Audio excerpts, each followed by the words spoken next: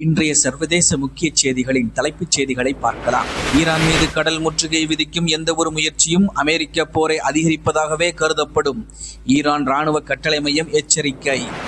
ஈரானுடன் மீண்டும் பேச்சுவார்த்தை, அமெரிக்க அதிபர் டொனால்ட் ட்ரம்ப் அறிவிப்பு.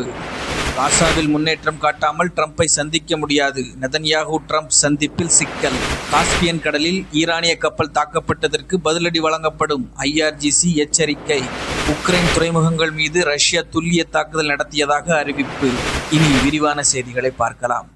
ஈரானின் இராணுவ கட்டளை மையத்தின் தலைமையகமான கதம் அல் அன்பியா வெளியிட்டுள்ள செய்தியில், ஈரான் மீது கடல் முற்றுகை விதிக்கும் எந்த ஒரு முயற்சியும் அமெரிக்க போரின் அதிகரிப்பாகவே கருதப்படும் என்று எச்சரித்துள்ளது. கடந்த 3 நாட்களாக அமெரிக்க ஈரானிய கடற்பரப்பில் ஈரானிய கப்பல்கள் மற்றும் வணிக கப்பல்களை அச்சுறுத்தி வருவதாகவும் ஈரான் இராணுவ தலைமையகம் குற்றம் சாட்டியுள்ளது.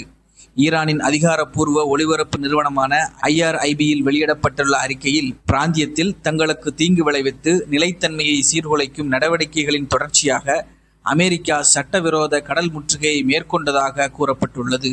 இந்த அமெரிக்க நடவடிக்கை பிராந்தியத்தில் மோதலை அதிகரிப்பதாக கருதப்படும் என்று அந்த அறிக்கை எச்சரித்தது. மேலும் அமெரிக்க படைகள் பயங்கரவாத இராணுவம் என அந்த அறிக்கையில் குறிப்பிட்டு எந்த ஒரு அச்சுறுத்தல் அல்லது ஆக்கிரமிப்பிற்கும் பதிலளிக்கப்படும் என்று ஈரானின் ஆயுதப்படைகள் எச்சரித்துள்ளன. இந்த அமெரிக்க நடவடிக்கை பிராந்தியத்தில் மோதலை அதிகரிப்பதாகவே கருதப்படும் என்று அந்த அறிக்கை எச்சரிக்கிறது. மேலும் அமெரிக்க படைகள் பயங்கரவாத இராணுவம் என அந்த அறிக்கையில் குறிப்பிடப்பட்டு எந்த ஒரு அச்சுறுத்தல் அல்லது ஆக்கிரமிப்பிற்கும் பதிலளி அளிக்கப்படும் என்று ஈரானின் IRGC எச்சரித்துள்ளது. ஈரானுடன் மீண்டும் பேச்சுவார்த்தை, அமெரிக்க அதிபர் டொனால்ட் ட்ரம்ப் அறிவிப்பு.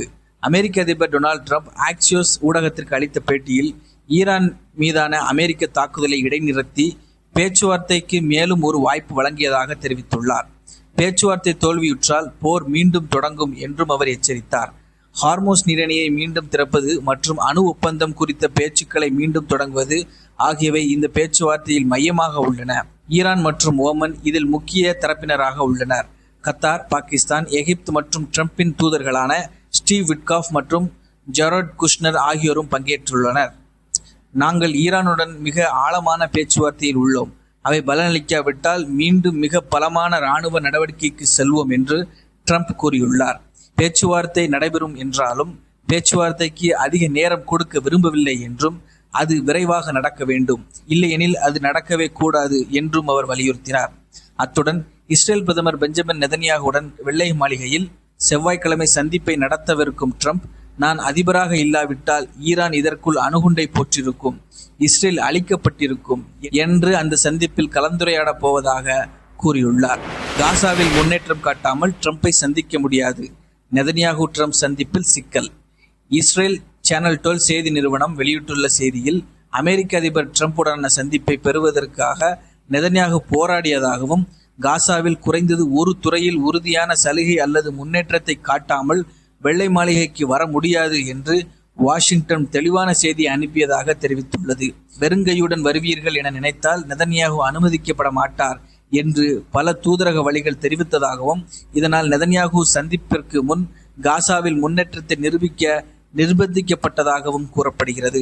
ட்ரம்ப் நிர்வாகத்துடனான கலந்துரையாடல்களை தொடர்ந்து நெதன்யாகு திடீர் அவசர அமைச்சரவை கூட்டத்தை நேற்று கூட்டினார். அதில் ஹமாஸ் ஆயுதம் இறக்காவிட்டாலும் காசாவில் பன்னாட்டு அமைதிப்படை நுழைவதற்கு ஒப்பந்தம் அளிக்கப்பட்டது. ஈரானின் இராணுவம் மற்றும் அணு சார்ந்த நடவடிக்கைகள் குறித்த புதிய உளவு தகவல்களை நெதன்யாகு முன்வைக்க திட்டமிட்டுள்ளதாகவும், முந்தைய இஸ்ரேலிய தகவல் வழங்கல்கள் அமெரிக்க கொள்கை முடிவுகளுக்கு நேரடியாக பாதித்துள்ளதாகவும் ஊடகங்கள் தெரிவித்துள்ளன. காஸ்பியன் கடலில் ஈரானிய கப்பல் தாக்கப்பட்டதற்கு பதிலடி வழங்கப்படும் என IRGC எச்சரித்துள்ளது. ஈரானின் IRGC செய்தி தொடர்பாளர் பிரிகேடியர் ஜெனரல் ஹுசைன் மொஹாபி, காஸ்பியன் கடலில் ஈரானிய கப்பலை உக்ரைன் தாக்கியதற்கு பதிலளிக்காமல் விடமாட்டோம் என்று பிரஸ் டிவிக்கு அளித்த பேட்டியில் எச்சரித்துள்ளார். ஈரான் பாராளுமன்ற துணைத் தலைவர் அலி நிக்சாத் ஜமாரின், உக்ரைனின் ஆதரவாளர்களுக்கு எந்த ஒரு நாச வேலையும் அவர்களுக்கு வருந்தும் விதமாக பதிலை சந்திக்கும் என்று எச்சரித்தார். ஈரானுக்கு எதிரான ஆக்கிரமிப்பிற்கு மேடையாக பயன்படுத்தப்படும் எந்த இடமும் ஈரானின் ஆயுதப்படையின் சட்டப்பூர்வ இலக்காகும் என்றும் அவர் வலியுறுத்தினார்.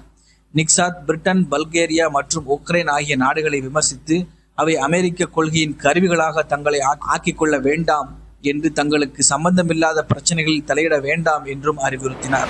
உக்ரைன் துறைமுகங்கள் மீது ரஷ்யா துல்லிய தாக்குதல் நடத்தியதாக அறிவிப்பு. ரஷ்யாவின் பாதுகாப்பு அமைச்சகம் உக்ரைன் படைகளுக்கு ஆதரவளிக்கும் துறைமுகங்கள் மற்றும் கடற்படை கப்பல்களை குறிவைத்து துல்லிய தாக்குதல்கள் நடத்தியதாக அறிவித்துள்ளது.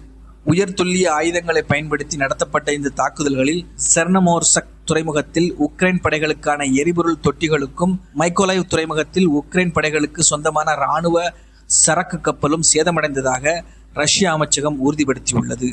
மேலும் சர்வதேச செய்திகளை அறிந்து கொள்ள நியூ ஈஸ்டுடன் இணைந்து கொள்ளுங்கள். நன்றி.